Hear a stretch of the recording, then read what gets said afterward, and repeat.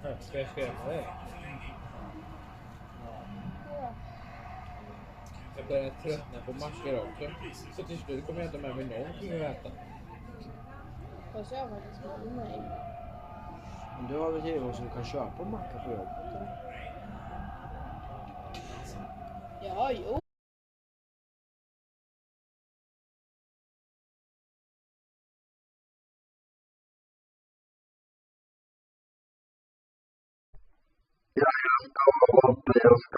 Jag ska till farmor. Jag är ensam hemma och